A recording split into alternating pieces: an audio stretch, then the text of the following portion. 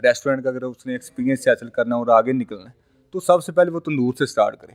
क्योंकि ये देखें जो जनरल पब्लिक है, जो शहरी लोग हैं स्पेशली, वो घर में रोटी वगैरह तैयार नहीं करती, बाकी चीज़ें हो जाती हैं जो ट्रेडिशनल फूड होती हैं वो खाने वाली वो कर लेते हैं, लेकिन जो रोटी नान है ना ये स्पेशल वो बाहर से ही लेते हैं। तो सबसे पहले उन्हें ना तंदूर से स्टार्ट करना चाहिए और उधर इन्वेस्ट करें, ताकि एक तो उन्हें एक्सपीरियंस हो जाएगा। सबसे मुश्किल अगर डिपार्टमेंट है रेस्टोरेंट फील्ड में तो ये तंदूर का ही होता है। इसमें लेबर को आपको बड़े अच्छे तरीके से मैनेज करना पड़ता है और इनकी जो लाइबिलिटी होती है वो कुछ लोग होते हैं जो पूरी करते हैं। क्योंकि गर्मियों में जो सीज़न होता है ना उधर रोटी और नान का काम ज़्यादा होता है, लेकिन जो लेबर होती है वो कम मिलती है क्योंकि गर्मी होती है। और हमने 2015 में से स्टार्ट किया था, हमारे पास सिर्फ ये प्लाजा था। अभी आपने नीचे देखा है माशाल्लाह सेकंड प्लाट भी हमारे पास है, उधर बहुत ज़्यादा सेटिंग हमने की हुई है। ओपन डोर भी है, इनडोर भी सेटिंग है, ऊपर फैमिली हॉल है और बाकी किचन वगैरह सेपरेट है। तो जब हमने स्टार्ट किया था 2015 में तो तब सिर्फ यही प्लाजा था। सारे जो रिसेप्शन वगैरह हैं फूड के वो भी इधर थे और लेबर वगैरह भी सारा कुछ मैनेज करना पड़ता है। आपको पता है कि लेबर को राइस भी चाहिए होती है, खाना पीना। तो तंदूर पे आई थिंक जो खर्चा आ जाता है वो 5 से 6 लाख तक, अगर मालिक जो वो एडवांस वगैरह ना ले उससे।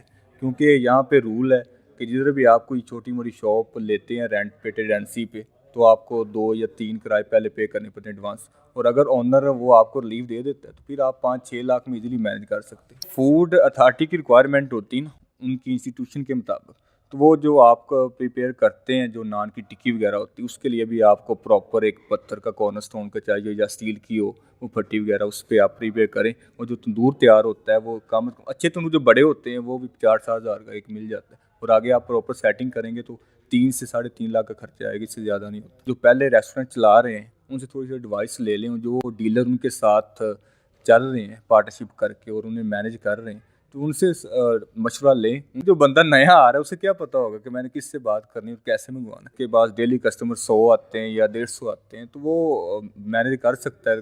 15 से 20 टेबल हो तो इजीली मैनेज कर लेगा। लेकिन अगर 1000-1500 कस्टमर, उसमें लेबर्स भी होते हैं जो छोटे हैं लोग जो यहाँ पे काम करने शहरों में आते हैं और स्टूडेंट होते हैं, अगर वो आ रहे हैं तो फिर उसे कम से कम 30 से 35 टेबल वो होने चाहिए। सबसे पहले तो उनकी टाइमिंग डिपेंड करता है। अगर तो वो सुबह स्टार्ट कर रहे हैं ब्रेकफास्ट भी और फिर लंच का भी करते हैं, शाम को डिनर का भी करते हैं, तो फिर शिफ्टें मैनेज करना पड़ेंगी। सुबह भी बंदे रिक्वायरमेंट होते हैं, आपको दोपहर को भी करने पड़ेंगे, रात को भी करने पड़ेंगे। तो उस हिसाब से अगर तो वो एक शिफ्ट चला रहा है तो 3 से 4 लोग काफ़ी हैं उसके लिए, सिर्फ वेटर के लिए।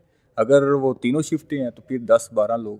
हमने हमारा रेस्टोरेंट ना इधर जो सोसाइटी के लोग हैं वो पाकिस्तानी फूड को बहुत पसंद करते हैं, तो हमने दोपहर के खाने में ट्रेडिशनल फूड रखी होती हैं जिसमें जलफ्रेजी आ जाती है, कौरमा है, पालक है, आलू कीमा है। और रात को हमने बारबेक्यू, कढ़ाई सब्जी, बिरयानी है, बहुत सारी चीज़ें हैं जो कस्टमर लाइक करता है। और तो अगर तो अच्छा वेटर है तो हम उसे 900-1000 तक भी लेके जाते हैं। दूसरा जो पॉइंट वगैरह है वो उसे मिलता रहता है, वो उनका ही ऑक्यूपाइड होता है, हम नहीं लेते उनसे कुछ। मुख्तलिफ चीज़ों के मुख्तलिफ शेफ़ हैं। ट्रेडिशनल फूड के लिए स्पेशल शेफ़ आपको मंगवाना पड़ता है, क्योंकि अगर आप को ऑर्डर वगैरह आ जाता है देग वगैरह का स्पेशल, आप देखें अगर शेफ़ नहीं होगा तो कैसे मेक होगी। तो आप अगर स्टैंडर्ड वाला रखना चाहते हैं तो अच्छा शेफ़ ढूंढें, और जो लोग इस फील्ड में अटैच हैं उनसे बात करें, वो आपको पहले मंगवा के देंगे। उससे बात करके अच्छी दिहाड़ी लेते हैं वो, कम से कम 1500-2000।